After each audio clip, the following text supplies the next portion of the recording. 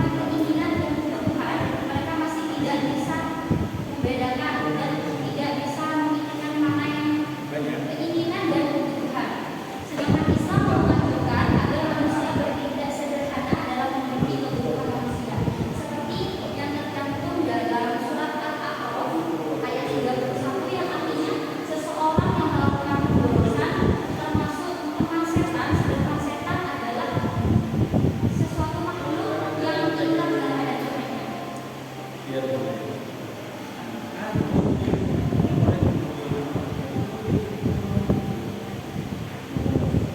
untuk kesimpulannya di sini yaitu yang pertama, santri pondok mahasiswa Ustawati cenderung memilih pemubahan zaman dan mengikuti dari lingkungan sekitar. Mereka sering melakukan tindakan konsumsi yang berlebihan. Yang kedua, santri di sini di faktor melatar belakangnya yaitu lebih ke teman sekitar, iklan media sosial dan sebagainya, dan adanya rasa keinginan bukan kebutuhan tersendiri.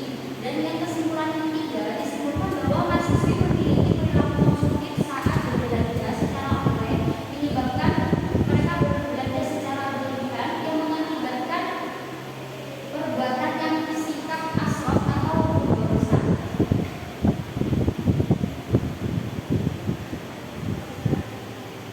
Kemudian di sini ada saran yang pertama. Cukup ya, saran bisa kita dirikan. Silakan. Kemudian buat skripsi ini ya, dipertimbangkan tempat itu. Ini ada gambaran lokasi penelitian. Ada 1, 2, itu banyak ya. Banyak 4, 5, 6, 5. Kemudian deskripsi hasil penelitian ada berapa rumus salah? Rumus besar dan Ada 1, 2, 3, 4, 5, 6, 7. Kok hampir 11, 12 sama antara, padahal ini hanya bahas sejarah. Yang satu ini sudah 3 bulan. Kok tingkat keterbaruannya hanya selisih 1 bulan? sebelumnya untuk deskripsi itu saya disitu mencantumkan pembahasan mereka juga Ustaz. Iya, menurut saya itu, saya baca di deskripsi di gambaran umum itu setidaknya harus ada kaitan dengan urusan masyarakat. Saya baca beberapa itu saya cari tadi tidak ada satupun satu kalimat yang berhubungan dengan urusan masyarakat.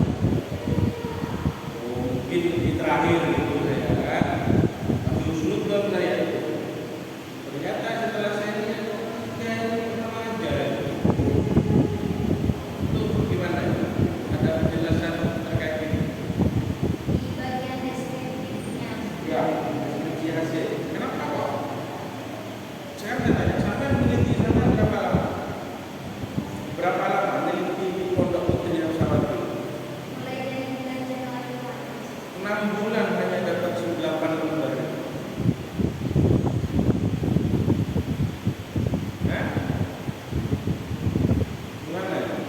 Penelitian 6 bulan dapat, tapi 1 bulan 20 lembar. Tapi maksud penjelasan saya memang menelitinya ada beberapa orang.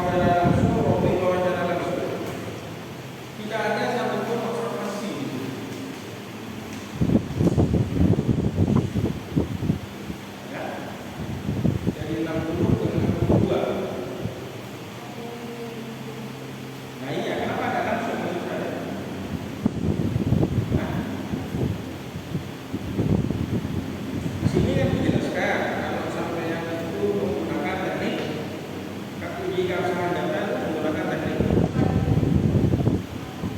tri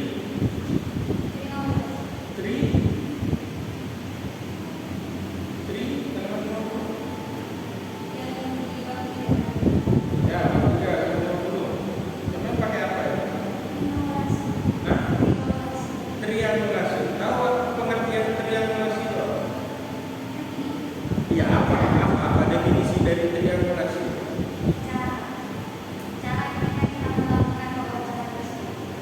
Pak, komisi pengecekan keabsahan data. Triangulasi itu adalah melakukan pengecekan uji kredibilitas. Sehingga ketika saya wawancara, Pak Nur, jajan ini enak. Enak. Jajan itu enak. Gak enak. Saya observasi langsung ke tempat yang buat ini. Saya lihat caranya. Observasi itu kan dari saya. Makanya kehadiran peneliti itu penting. Saya lihat, ternyata memang ada resep rahasianya. Sehingga dicek mana yang betul ini dari pernyataannya apa untuk fase berbeda. Ternyata pernyataannya Pak Nur enak, Bu Bella tidak enak. Saya tanya Pak Fajri, enak. Tanya Pak Wafur, enak. Setelah lihat proses pembuatannya bersih, orangnya menjaga kebersihan, dia cara buatnya bagus, jadi bisa turun dan dilihat tempatnya yang beli itu ternyata banyak. Berarti bisa saya simpulkan kalau produk itu enak apa tidak enak? Enak bangga. Hah? Kenapa kalau saya? Kenapa bisa disimpulkan produk itu enak?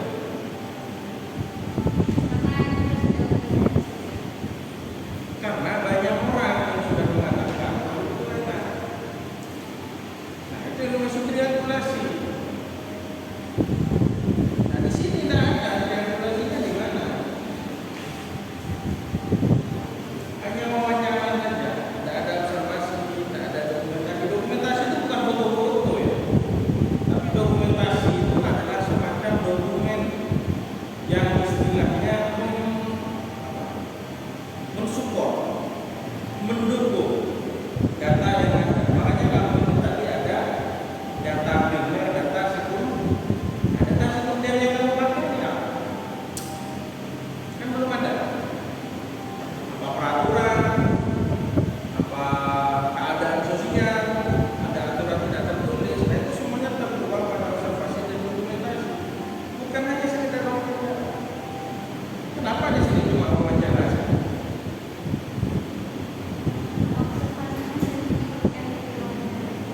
Mana observasi? Dari belakang. Ya, apa caranya saya tahu kalau observasi itu masuk deskripsi rumusan masalah utama? Nah, ini bukan dokumentasi yang ini. Transkrip dokumentasi itu apa? Dokumentasi itu bukan foto-foto, tapi dokumentasi itu adalah bukti alat dukung terhadap rumusan masalah itu, terhadap jawaban dari rumusan masalah itu. Dokumentasi. Orang-orang kadang salahkan apa terhadap dokumentasi ini? Memang foto-foto kayak ini tidak berbicara. Coba saya tanya di halaman 104. Apa hubungan foto di 104 ya dengan rumusan masalah kamu, baik rumusan masalah 1, 2 dan 3? Orang kalau lihat ini saja, itu ada hubungannya apa?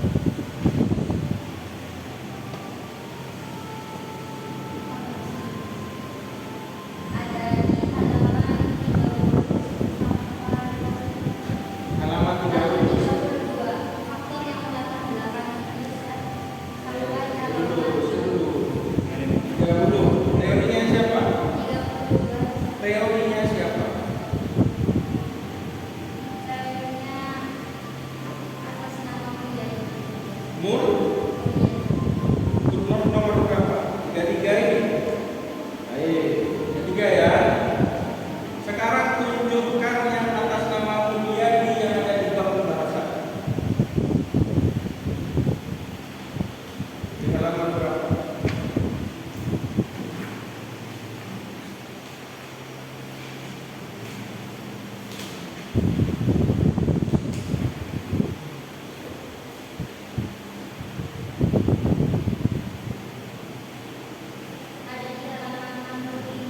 Ada di halaman 65. Ada di halaman 60.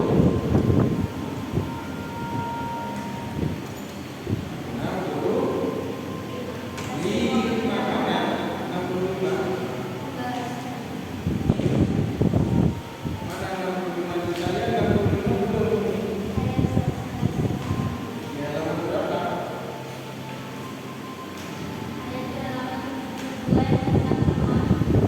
Halaman 70.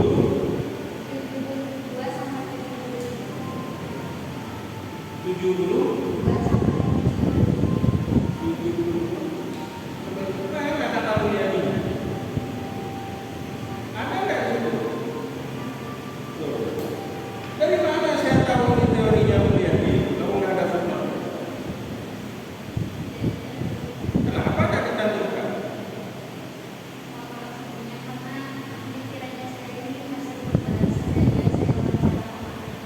Hah?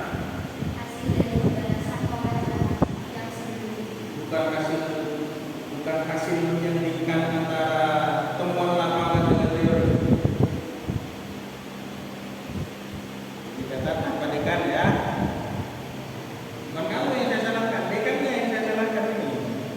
Tapi dekannya bimbingnya ada bagus. Ini tidak ada sama sekali, ini tidak ada teori-teorinya sama sekali. Bahkan ada yang dalam berupa teori konsumsi adalah pembunuhan hukum dalam terakhir ya. Menurut pusat pengkajian dan pengembangan, cuma di sini tidak sunnah, justru innah. Halaman 74 ke 75 paragraf terakhir.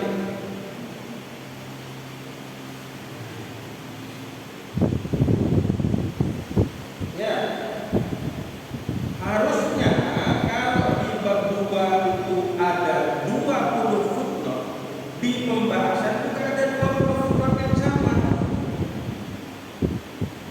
Paham? Karena itu hasil temuan. Katanya saya usaha ini bagus karena manajemennya sudah menerapkan total quality management. Hal ini didukung sama teorinya Bogdan Robert yang mengatakan total quality management itu memang harus diterapkan. Berarti kan apa yang kita lakukan ada dalilnya. Mari uji konkret. Ikut ya. Nah, coba dalilnya sholat. Tahu kan? Ketika tahu dalilnya sholat, kemudian kita sholat, tahu alasan kenapa kita itu sholat. Nah, di sini tidak sama. Jadi kita melakukan sesuatu, tapi tidak tahu dalilnya. Dalilnya sekedar itu saja. Jadi paham ya? Jadi di sini bab itu bahasa yang diperpanjang juga kemudian 6 bulan. Maka satu bulan sebelumnya. Yang di pembahasan itu kalau dicantumkan sebanyak teori yang ada di buku. Nggak boleh seperti itu bab 4 itu. Masa bab 4-nya seperti itu pembahasan. Ya, jadi ini akan menjadi opini.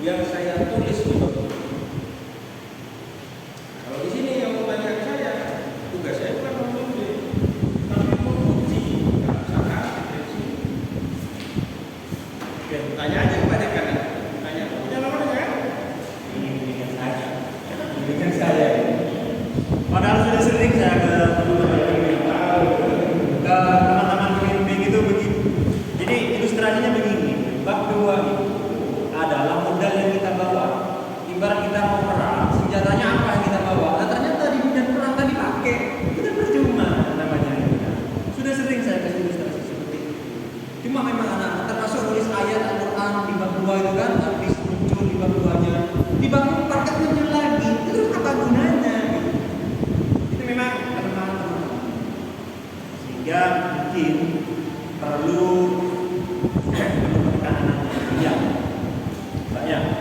Jadi nanti ditambah sesuai dengan arahan penguji atau Saya nggak menguji. Saya kan tugas saya meluluskan apa enggak itu aja. Kalau ke saya tidak lulus gitu kan. Kalau ke saya tidak sesuai. Kalau arahan apa katanya ketua ya kan gitu kan. Tugas saya menguji utama.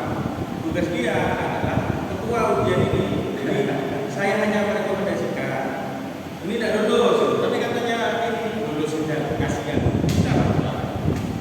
lulus dengan syarat ya, artinya nanti diperkaya lagi karena memang 11-12 itu tadi data penguji utama itu antara data dengan sejarah yang sebenarnya lebih penting karena juga menyinggung terkait dengan betul sehingga nanti apa namanya skripsinya lebih kaya ya.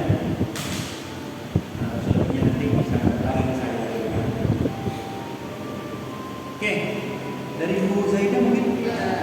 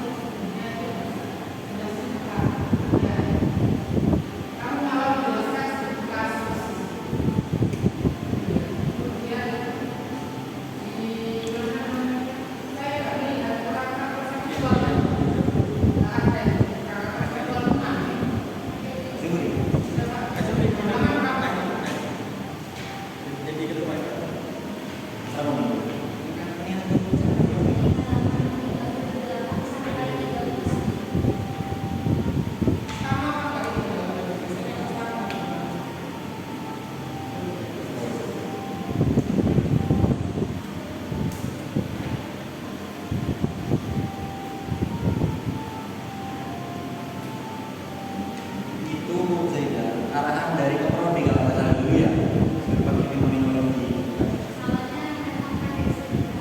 Ya, saya tanya apa bedanya fenomenologi sama studi kasus?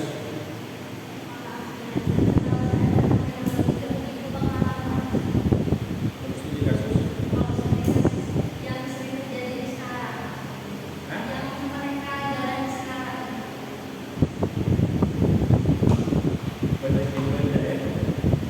Banyakin baca atau minimal banyak ChatGPT apa beda sama studi kasus? Bukan itu bedanya. Ya.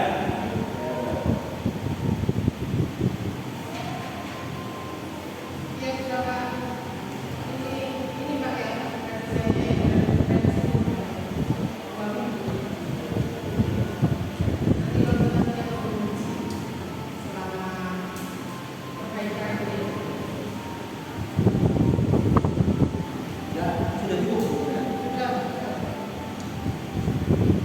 Baik, makasih.